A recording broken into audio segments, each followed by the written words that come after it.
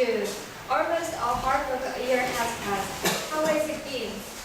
Good. I guess if you went to GIC Talk every Saturday, it would have been great. Before we move on to the talk, would you please either turn off your cell phones or switch it back to the silence mode? Thank you. Let's talk about today's talk. Today's speaker is Chelle and Shim. They are from a non-profit international movement to address sexual harassment on the street through community support and public outreach. The title of today's talk is Ending Street Harassment in Our Communities. They will talk about the definition of sexual harassment and how you can handle it as a bystander. Then they will introduce Hollaback. Let's please welcome them with a big round of applause.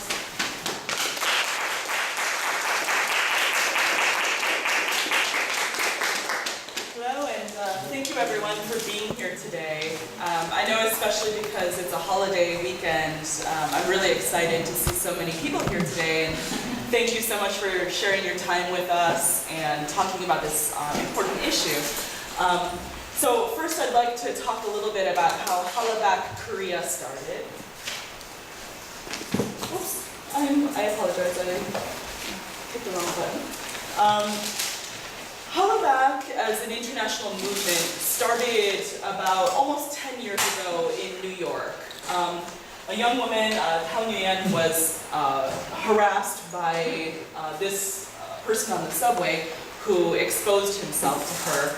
And she was, very upset about this, so she snapped a picture of him and she went to the local police office and showed them the picture and said, this person exposed himself, and the police basically didn't take it very seriously at all. They ignored her, and so she instead posted the picture online.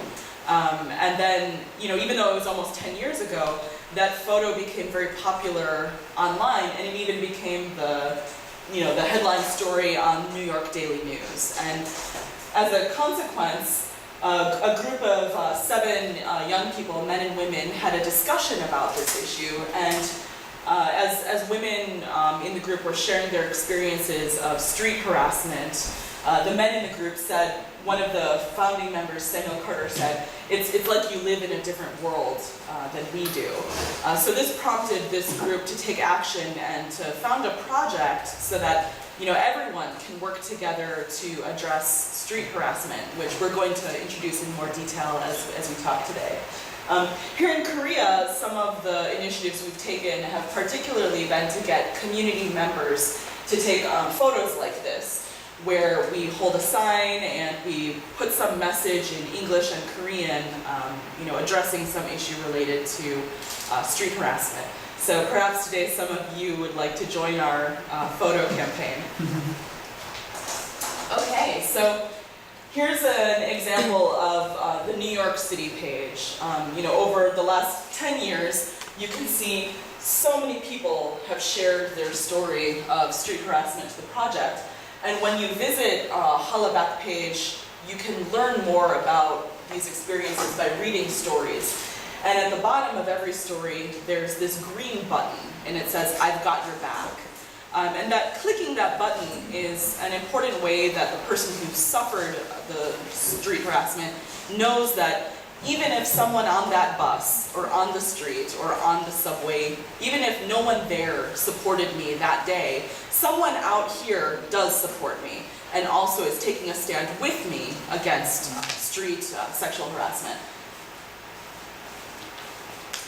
So right now this project operates in 71 cities in 24 countries, and our mobile app and our websites are available in 14 different languages. So Korean is actually the most recent language addition to our project, and our team is really proud to have worked together to make that happen. And the significance of that is that not only can people share their story in English and Korean and other languages here in Korea, but also in other countries. So people who want to share their story in Korean language that are traveling in Canada or in New Zealand or in Czech Republic or anywhere else in the world where the site operates can share their experience and get support from other peers.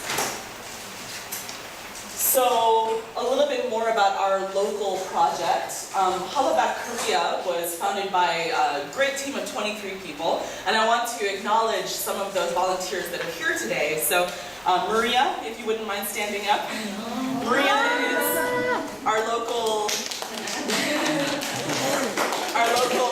Gwangju Hollaback site leader. And Brian, if you would stand up. Brian is also one of our founding members from Seoul, and as you'll also hear a little bit later from Shim, she is also one of our Seoul members. So our group, there's a lot of things about our group that I'm really excited about. One is that this is much like the Gwangju International Center. This is a very diverse group of people coming together to work on an issue. We have members from more than 7 nationalities. And about half of our team is ethnically Korean or Korean citizen. We launched just almost exactly 6 months ago. And to date, we have a little over almost 60 stories that have been shared to our site. Our other major activities involve doing workshops and presentations like today, as well as trying to stimulate discussion on Facebook and Twitter and social media about street harassment. So let's talk more detail about what street harassment is. So really, one important thing we need to think about with sexual harassment is the types of harassment are often defined by the person who experiences it. So if someone is participating in behavior that creates feelings of shame, embarrassment, threatening feelings, you're being harassed. And these can really range quite a lot of different examples. And I'll share a few types of stories we have shared on our site from our community members here in Korea. So these might be nonverbal sexual or street harassment, such as gestures. There are members on our site who've shared about someone across the street from them making a vulgar or sexually explicit gesture at them as they walk down the street. It can also be something like leering or staring. We have a few stories shared to the site where as someone's riding the bus or subway, someone just sits across from them and stares at them very uncomfortably and intimidating. It's an action designed to target you and make you feel uncomfortable. Noises, a lot of people hear the popo kind of noise. That's another example that's been shared by our community members. It is in the case of Ms. Nguyen that we referenced, exposing yourself in a sexually explicit way. Or we just had a story shared to the site last week by someone who was going to have her bicycle repaired. And she goes to the bicycle repair shop, and the owner of the shop says, "Oh, are you a biker girl? Or are you a bike girl?" And she's kind of, "Well, I ride my bike." And then he pulled up his tablet or his phone, and he found this picture of a nude woman riding a motorcycle and showed it to her. And that kind of behavior is also harassing because the action there is designed to embarrass her or make her feel uncomfortable. So even something not verbal and not physical, but just showing this image. And in the Korean telecommunication law, actually sending a text message or a telecommunication with an explicit image is actually more severely punished than a verbal incident or a gesture, which is kind of interesting. I think there's really been effort in Korean law to really highlight this issue of telecommunications through phone or apps, etc., sharing explicit images. So that's something interesting about Korea's case that I've been talking about with some of the members in other countries. This can also be, blocking someone's way or shouting things at them, or other things that we might more commonly think of, like touching, grabbing, or saying something verbal. So really, there's a really broad range of things that we consider harassment. And another thing I want to emphasize is the reason we say street harassment and not sexual harassment is that the harassment is not always just sexual in nature. It can be gender-based, it can be sexual orientation-based, race-based as well. So, for example, something I commonly hear from people say to me, oh, well, isn't this a woman's issue? And, you know, of course this is a problem, number one, because this is everyone's issue. It's, you know, if there's no such thing as just woman's issue because everyone is affected by the treatment of people around them.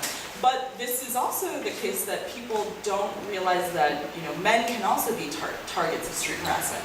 Homosexual men are targeted for attack. Transgender men are targeted for attack.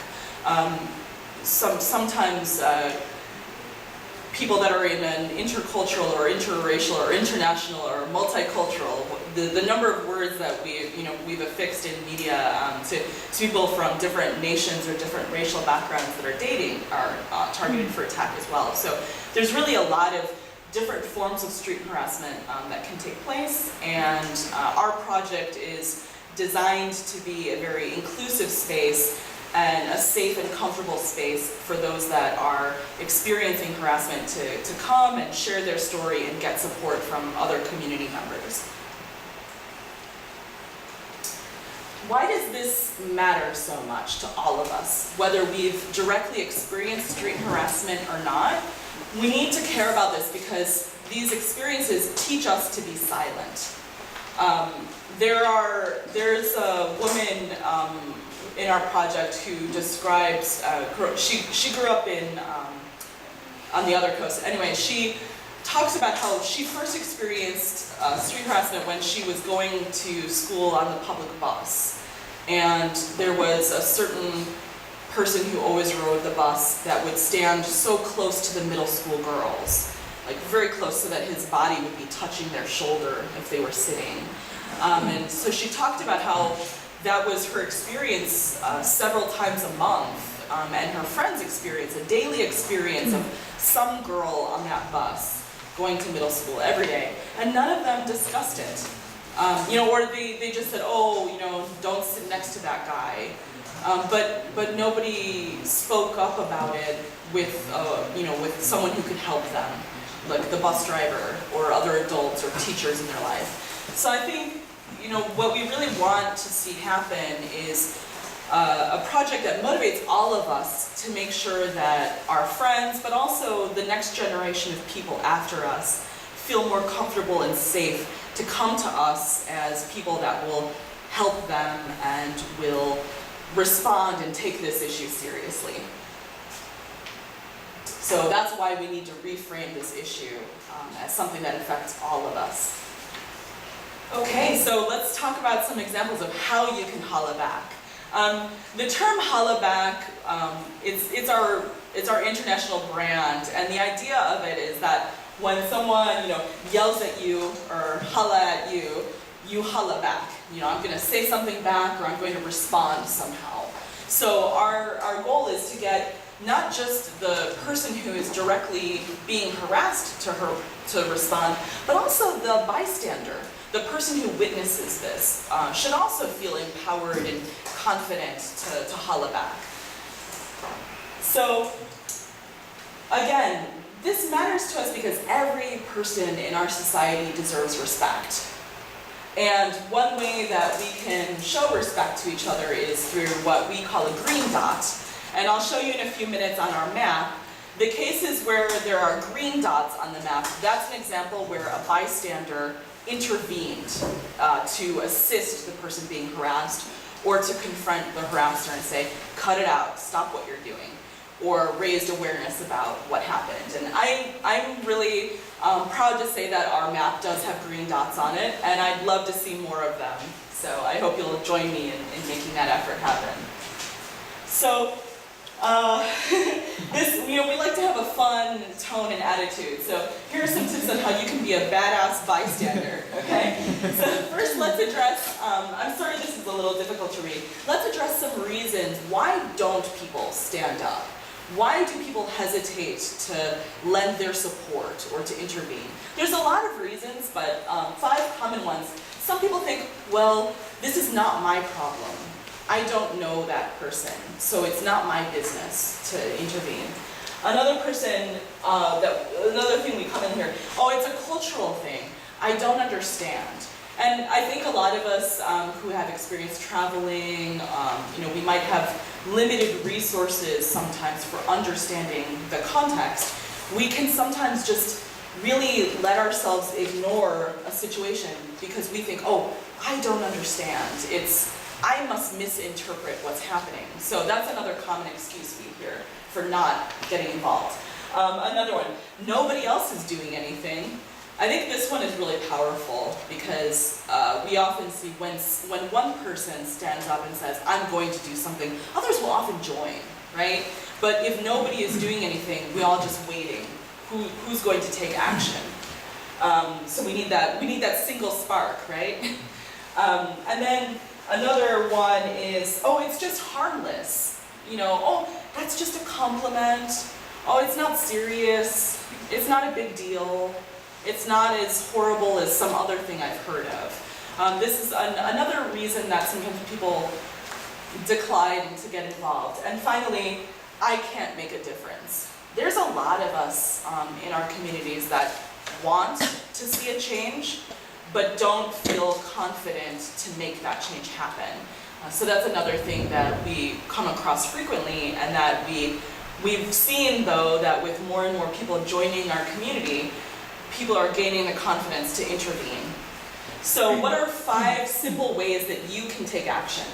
First one, check in with the target. So someone's being harassed and you witness it. You don't have to say anything to the harasser. You could just say, oh, are you okay? Oh, do you want to change seats? You can sit here. Something simple like that is a very easy way for us to check in with the person, and they know, it's so powerful because they know I'm not alone. Someone else sees what's happening. I can take action now. Because sometimes someone is frozen in that moment and they themselves don't know how to escape the situation. And they just need a lifeline. Help me out of this. So that's one really powerful and simple way you can take an action to help someone. Another one is confront the harasser. I had a really disturbing experience a few months ago outside of my apartment. I woke up in the middle of the night because I heard a woman screaming, and I thought that there was a car accident. So I ran outside thinking, someone needs first aid. And what actually was happening is there were 4 men that were beating one woman, kicking her on the ground, and she's screaming. And standing around were 12 people, just watching, and no one was doing anything. So I took out my phone and I started to call the police. And then I just started very loudly, describing where I am and what's happening, and being very loud and saying stop, stop it. Eventually police come, and eventually the situation, can get resolved in some way. But it was a scary thing to confront the harasser. But there can be a lot of different ways to confront the harasser. And if you're not comfortable to directly say, cut it out, stop it, what you're doing is wrong. Another way that you can be less direct is you can distract the harasser. I think this is a great tool for people who maybe are worried about a confrontation or a fight. When you see some harassment happening, if I'm on the bus, oh, how can I get to the post office? Just distract that harasser and take them out of the moment so that they can't continue to abuse the other person. Or just asking them some random question. Or if you don't even want to engage the harasser at all, make a scene. Hey, what's going on? Something. Just make a big scene so that everyone has to look. And that's going to discourage the harasser from continuing that behavior. And maybe it's also going to, wake the people up that are sleeping or playing their game, and they'll see, oh, something's happening, we better act. Another thing you can do that's really important and it can be very difficult to do is stand up to your friends. A personal story of mine about my father. My father just loved to tell racist jokes. He thought they were so funny. And when I was very, very young, I would just always ignore him. But then as I got older and older, I got more confident. So maybe when I was 12 years old, I got confident enough to tell him, that joke is not funny. I don't like that joke. And then maybe when I got to like 16, I joined the debate team. And then I told them, that joke is harmful. You're putting those words out in the world, and you're putting out this racism, and you're going to affect my brothers, you're going to affect me. You have to stop doing that. And you know, maybe we don't have the power to totally change another person's mind, but we do have the power to stand up to people that we love and tell them, you can be better. You can do something different than what you're doing. So that's another really important thing we need to do. And you know, too many of the stories on our site is a group of people harassing someone. And you can imagine in that group of 4 or 5 people, there's probably at least one person who feels uncomfortable. We shouldn't be saying that. We shouldn't touch this person. This is wrong. But only through the practice of standing up to people that we love do we gain confidence to put an end to something abusive when it happens. Oh, sorry about that. And finally, another way that we hope that you'll take action is by joining our community at Hollaback and joining us and taking a lot of steps. So on the handout that you got today, you have all the links to our website, our Twitter, and our mobile app. Speaking of which, I hope many of you will download it. If you look in the Android Google Play market or in iPhone market, whatever it's called, I'm obviously a Samsung person, you can find Hollaback. And when you find the Hollaback app, you can download it, and when you do it, you want to go over to settings, and that's where you can choose from the 14 languages, including Korean and several other languages, so that the app will be available in the language you prefer to use. And then if you click on map, you can see our Korea map will pop up, which this is not our Korea map, by the way. I'll show you that in a moment. And you can also add your information so that you can quickly add a story. So if you witness street harassment, another way you can take action, snap a picture of what you see and write the story and upload it to our site, because sometimes that person might want to take additional action. We do have 2 stories that have been shared to our site where the person who was harassed wanted to report it to the police and take further action, but sometimes they don't always have a photo. When someone's attacking you, maybe you can have a chance to take a picture of them and you don't have a way to identify them. So we do have on our site 2 cases where someone was able to utilize a photo in order to take further action and track down and find their harasser and put an end to their behavior. And in both cases, actually, one case was on Jeju Island, and the other case was a story shared from either Seoul or Incheon. In any case, the local police helped quite a lot, and they were able to find these harassers. And it turned out they had been repeat harassers. So these were individuals that, I'm sorry, it wasn't Incheon, it was Seoul, it was in Myeongdong area. Anyway, these people kept harassing more and more people. One of them went to a clothing store and would go to there's like a kind of a tent where you can try on clothing. He would just reach under there and grab people over and over again. And the store couldn't figure out who is it that's doing it, so they had no way to keep this person out of the store. But finally now that situation is getting resolved and there's the suspected person. So as a bystander, snapping a picture and sharing the story of what you saw can be a really big help to someone who might want to take additional action. If you don't have a mobile phone that you want to use, you can also use our website. So there's another page where I have the Korean and English versions of this, but on this page and on your handout is the link. Our website is korea.ihollaback.org.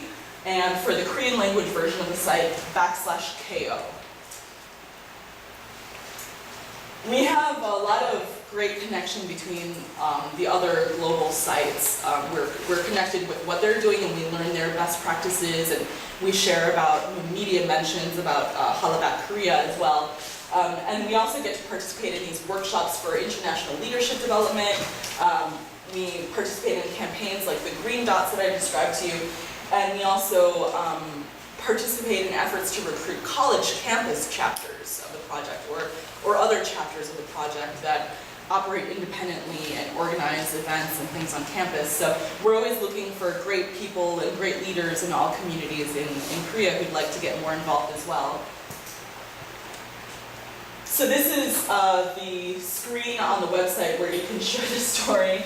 And I regret that it's not more clear to you, but on here you'll see that there's some radio buttons where you can select even what kind of harassment it was. Like, did it involve, was it verbal, groping? Was it transphobic, homophobic?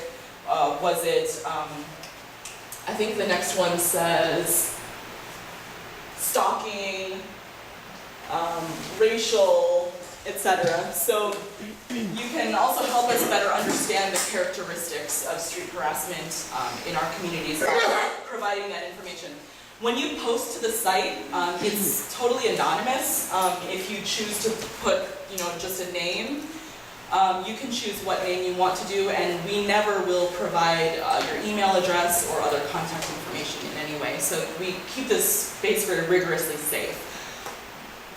And these are our Hollaback Korea maps. So this is the map at 3 months. And the reason I wanted to highlight this was when we were 3 months old, it was the first time we got a green dot where some bystander intervened. And then over on this side is our map today. And you can see we've got a couple more. I think we've got like 4 or 5 of these green dots. And that's what I really want your help with. I really want all of us to step up and put an end to street harassment together. And so I really look forward to the day when some of you become green dots by taking an action to put an end to street harassment when you observe it, or by spreading the word and helping other people to understand this issue and to build up their confidence to put an end to it as well. And now we're going to have some tips from Shim, and she's going to talk to us a little bit about some other kinds of things that you can do to address street harassment. So thank you very much.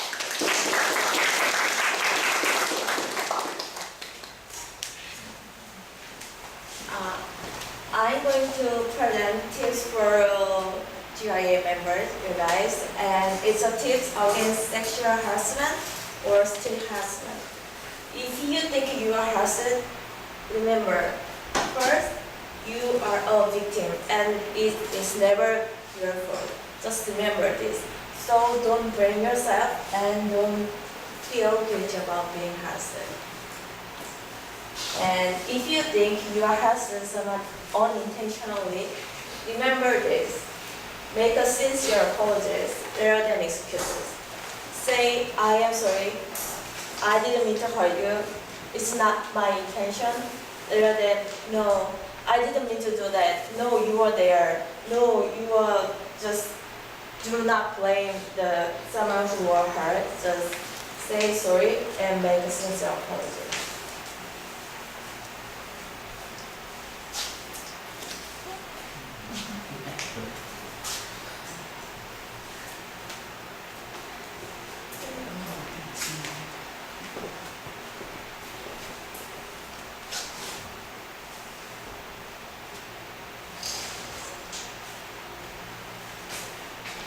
And we all take public transportation, namely subway and buses.